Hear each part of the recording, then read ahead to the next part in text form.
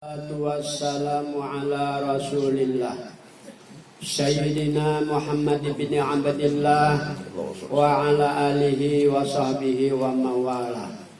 La hawla wa la quwata illa billah. Amma ba'd. Menyambung pelajaran kita kitab Amal Ma'rifat, yaitu masih suasana halaman 7 baris keempat dari bawah. Faqala al-musannif rahimahullah ta'ala bi'ulumihi fid dharaini amin. Kalau tiada berkapal syariat yang cukup dengan segala barang yang diperlukan, seperti takwa Allah dan iman dan menyerahkan diri kepada Allah Ta'ala, mengisi kapal tadi. Karena orang nang hendak menuntut ilmu ma'rifat, hakikat ma'rifat itu adalah diumpamakan muntiara, batu yang mahal. Kemudian untuk mencapai batu yang mahal itu, untuk bisa dapat, kita harus berlayar di laut, karena benda itu ada di tengah laut. Kalau syaratnya kita menuju itu harus ada lautnya dulu. Laut itu diumpamakan torekat. Kemudian kapal itu diumpamakan syariat. Nah, artinya kita dengan syariat baru kita bisa sampai kepada Allah Subhanahu wa ta'ala. Jadi orang-orang hamba Allah Subhanahu wa ta'ala yang masih hidup di dunia ini, itu ada 4 golongan yang menjalani laut tadi untuk menuju hakikat ma'rifat banyalam di laut. Artinya kita banyalam di laut air ma'rifatullah, yaitu martabat daripada segala manusia itu. Di dalam kitab Babul Haq menyatakan bahwa martabat kita sampai kepada Allah Ta'ala ada 4 macam. Nah, jadi di sini kita bisa mengawasi atau mengoreksi diri kita, di manakah kita kelas yang 4 tadi. Jadi 4 macam ini makom atau kelas. Ada 4. Yang pertama, pangkat atau martabat hamba Allah untuk menuju Allah, yaitu ia menjadi hamba Allah yang taat sebenar-benarnya kepada Allah, lalu ia berbuat amal ibadah sesuai aturan dengan ikhlas dirinya bagi Allah Ta'ala. Jadi orang ini hendak menuju Allah, ini sembahyang siang hari malam, bahimat sembahyang dan beramal. Nah, tapi di sini mereka ini ada tujuan dan ada harapan. Ikhlasnya itu masih bercampur, walaupun menuju Allah juga. Namun dalam amal ibadah itu masih ada syirik-syirik yang dikatakan syirik khafi. Ada akuan-akuan dan ada hal-hal yang kayaknya sepele, kayaknya disuruh, tapi itu merusak dengan amal ibadah kita. Yang ini dikatakan orang abid, orang ahli ibadah. Dari subuh sampai jam 10 beramal ibadah. Yang diharapnya masuk surga dan takutan masuk neraka.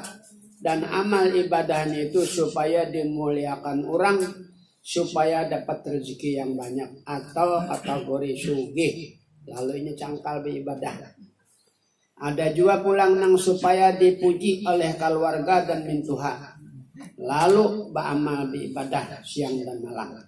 Nah, orang yang sembahyang sunat subuh, dibanding nilai harganya dunia ini dibanding dengan akhirat, lebih bagus sembahyang sunat subuh itu daripada dunia sabarataan ini lawan isi-isinya.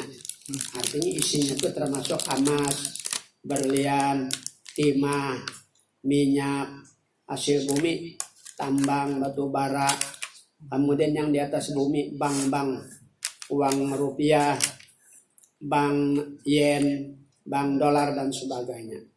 Itu lebih bagus daripada yang orang sembahyang subuh tadi, bagus pada itu. Lalu ini dihematnya ini. Jadi penggerak atau motornya beribadah itu adalah ada gharad atau ada tujuan.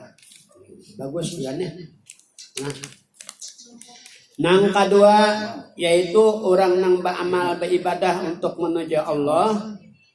Martabat nang kedua ini inya sampai juga kepada Allah Ta'ala, yaitu martabat sampai kepada af'alullah, sampai kepada perbuatan Allah. Puncak muntahe bujur-bujurnya paham dan kawa mengamalkan tentang perbuatan Allah pada dirinya dan di luar diri. Yaitu orang yang memandang bahwasanya segala perbuatan yang ada pada dirinya itu dan yang pada orang lain dan pada alam semua terbit daripada Allah Ta'ala. Nah ini sesuai dengan rukun iman lah. Jadi rukun iman itu ada 6, rukun Islam ada 5. Nah nomor 6, perbuatan jahat, perbuatan baik datang daripada Allah 100%, tidak ada kaitannya kepada hamba. Nah ini orang ini martabat kedua. Dan inya anak perbuatannya, dirinya, pandangannya, lihatnya, kehendaknya, hidupnya, kekuasaannya, tahunya, dan sebagainya panak kepada Allah Subhanahu wa Ta'ala. Nah, jadi dalam beramal itu kada rasainya sesuai dengan hadis Rasulullah, la haula wala quwata illa billah. Tidak ada daya kekuatan nang zahir batang tubuh nang kasar. Wala quwata dan tidak juga kekuatan roh. Namun semua gerakan ibadah itu adalah dari Allah Subhanahu wa Ta'ala, atau dalam istilah kata daya upaya Allah nang kita pakai.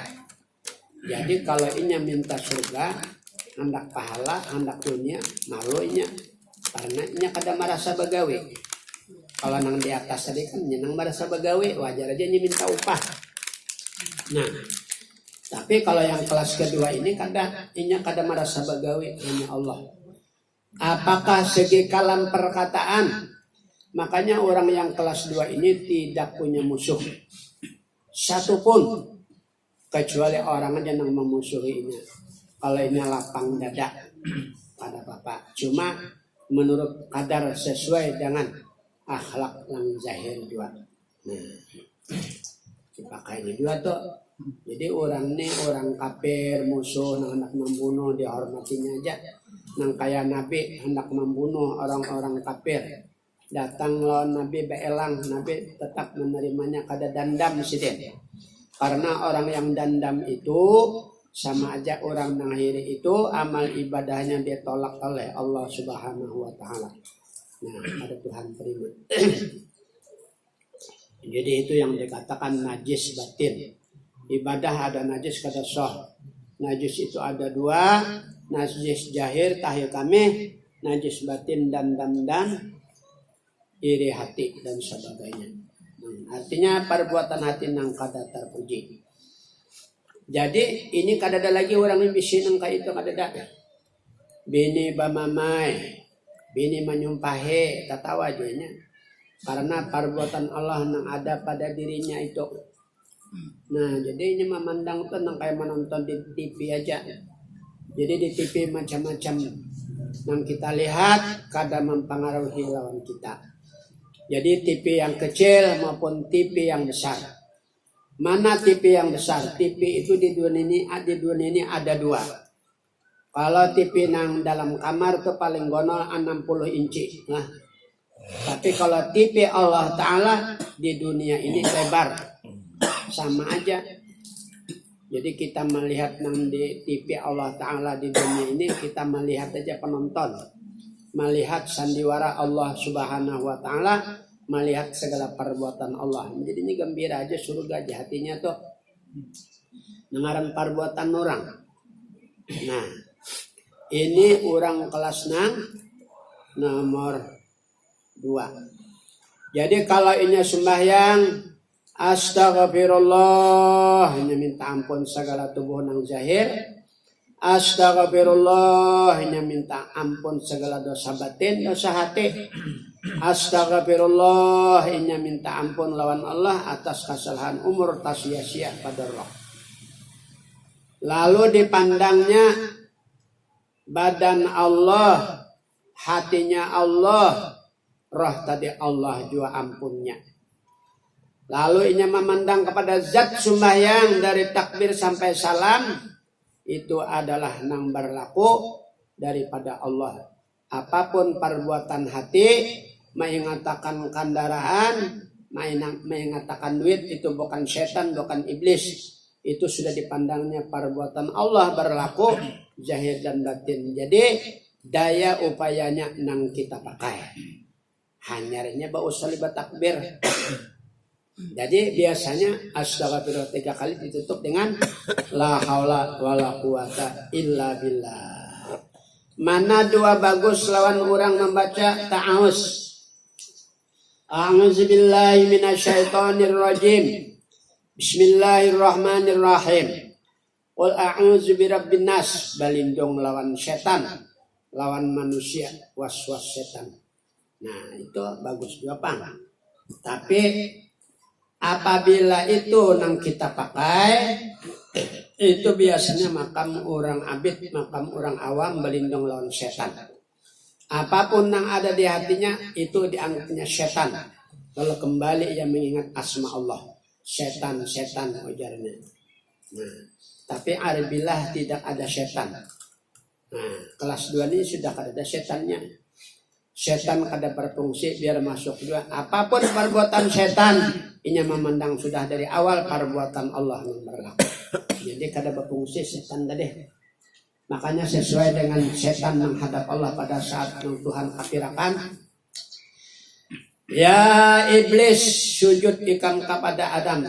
Semua malaikat sujud. Jenis kelompok setan iblis itu kada mau tunduk lawan Allah, kada mau sujud lawan Adam, kada mau menghormati. Padahal kenapa Allah menyuruh sujud? Karena Adam tuh banyak punya ilmu. Sedang iblis kada banyak ilmu, lalu disuruh menghormati orang yang punya ilmu. Kada maunya. Lalu Tuhan kapirakan, aba wastakbara wa kana minal kafirin. Kada maunya sujud lawan Adam, kada mau tunduk lawan Allah, maka Tuhan kapirakan inya masuk neraka. Nah, lalu si setan ini datang lawan Allah menghadap. Ya Allah, ya Tuhanku, kalau ulun sudah menggugurkan orang kafir, maka ulun minta izin lawan pian. 2 macam. Ujar Allah, apa nang ikam minta lawan aku? Pertama, ulun jangan dimatiakan kecuali hari kiamat. Bayi-bayi lawan malakal maut. Jangan malakal maut itu terakhir dah. Oke, ujar Allah Ta'ala. Apalagi nang kedua, izinkan ulun menggoda anak Adam, masuk ke tubuhnya, ke darahnya, ke dagingnya, ke otaknya, ke hatinya, menggoda inya supaya inya lali sembahyang, supaya sama-sama ulun masuk neraka. Oke, ya Allah Ta'ala. Nah, akan tetapi ujar Allah Ta'ala, satu hambaku nang ikam kada kau menggoda, walaupun ikam menggoda, ada fungsi juga. Ialah orang-orang beriman arif billah yang kenal kepada Allah Subhanahu wa Ta'ala yang sebenarnya. Ya, yang arif billah apa aja nang masuknya kada menyangka siapa-siapa. Karena setannya nya. Kalau kita menganggap setan nang macam-macam ingatakan di dalam hati kita, maka berarti kita jatuh setannya. Setan kita juga ada mau bang. Oh jatuhan setan tak ada fungsi juga. Ya padahal setan berkuasa kawan. Nah di dua syirik lawan Allah, setan kuasa, Allah kuasa juga. Sedangkan kita wajib mengesahkan tauhidul af'al, Maasakan perbuatan Allah, apapun jahat baik perbuatan dari Allah bukan dari setan. Itu rumusnya kayak itu. Nah, jadinya tapakur dulu.